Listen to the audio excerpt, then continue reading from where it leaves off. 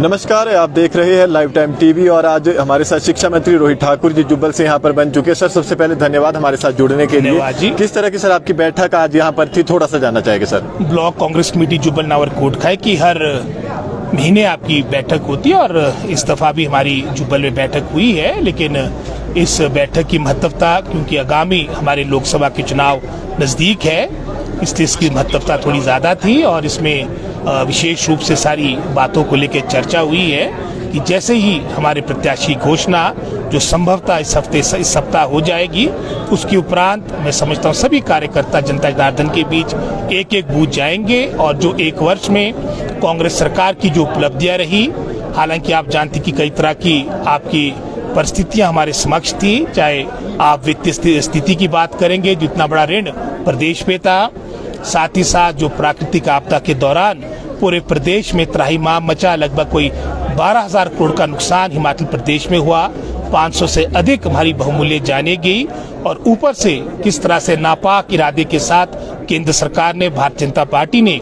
चुनी हुई सरकार को अस्थिर करने का जो प्रयास किया है, सारी बातों को लेकर चर्चा हुई। और विशेष रूप से जो हमारे वर्तमान के सांसद जो हमारे सुरेश कश्यप जी है, कि उनका एक निराशाजनक कार्यकाल रहा है, काम तो दूर की बात रही, जैसे आज सभी हमारे कार्यकर्ता चर्चा भी कर रहे थे। हमने अपने ही चुनाव क्षेत्र के आंकड़े हमारे कार्यकर्ताओं ने साझा किए, जिसके अनुसार हमारे चुनाव क्षेत्र में कॉन्स्टिट्यूंसी में 62 पंचायतें आती है। 62 पंचायतों में मात्र 19 या 20 पंचायतों में पूरे 5 वर्ष की अवधि में आपकी सांसद निधि का पैसा दिया गया, वो भी अपने चुनिंदा कार्यकर्ताओं में इसकी बंदरबांट हुई है। और जहां तो मैं समझता हूं विकास की बात ही साथ उनके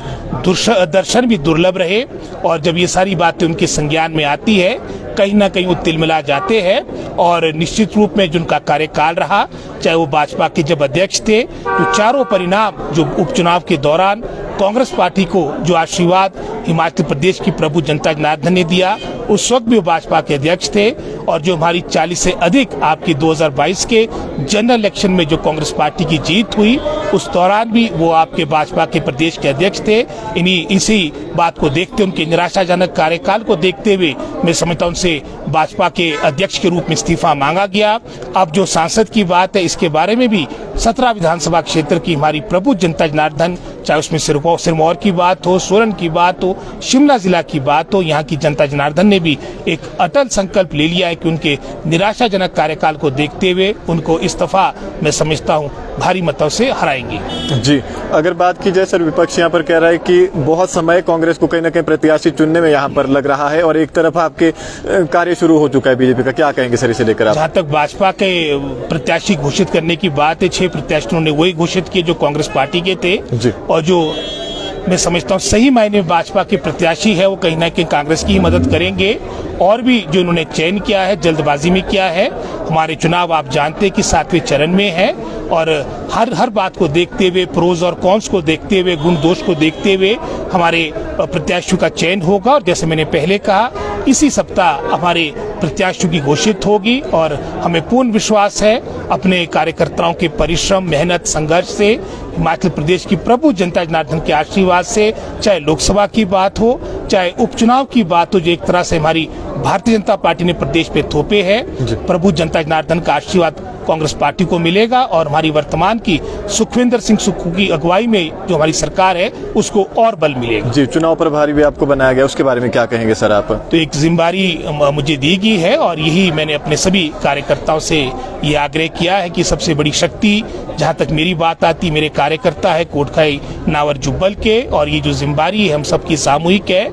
जहाँ मेरा पूरा प्रयास होगा कि पूरे संसदीय क्षेत्र में कांग्रेस पार्टी में एकजुटता के साथ इस चुनाव अभियान को आगे लिया जा सके। और जहां तक हमारे चुनाव क्षेत्र की बात आती है, कॉन्स्टिट्यूंसी की बात आती है, हमारे सभी कार्यकर्ता अपने अपने बूथ में, अपने अपने पंचायत में, अपने अपने क्षेत्र में प्रत्याशी के रूप में मैं समझता हूँ जनता जनार्दन के साथ समन्वय स्थापित करेंगे, सेतु के रूप में कार्य करेंगे, जो और हमारी 1 वर्ष की उपलब्धियां है जनता जनार्दन के बीच ले जाएंगे। और आने वाले 4 वर्षों में जो हमने एक सोच प्रदेश के प्रति, अपने चुनाव क्षेत्र के प्रति बनाई है, इन सभी बातों को जनता जनार्दन के बीच ले जाएंगे। और जैसे मैंने पहले कहा, मुझे पूर्ण विश्वास है जैसे 2021 में उपचुनाव के दौरान चारों सीटें कांग्रेस पार्टी के पक्ष में आई। उस दौरान भी बड़े बड़े मैं समझता हूँ ढकोसले हमारी भारतीय जनता पार्टी के नेता कह रहे थे कि हमारी चारों सीटों में जीत हुई। जब परिणाम है तो मंडी संसदीय क्षेत्र में भी प्रतिभा सिंह जी की कांग्रेस पार्टी की जीत हुई, 22 में जीत हुई। जब मिशन रिपीट के बड़े बड़े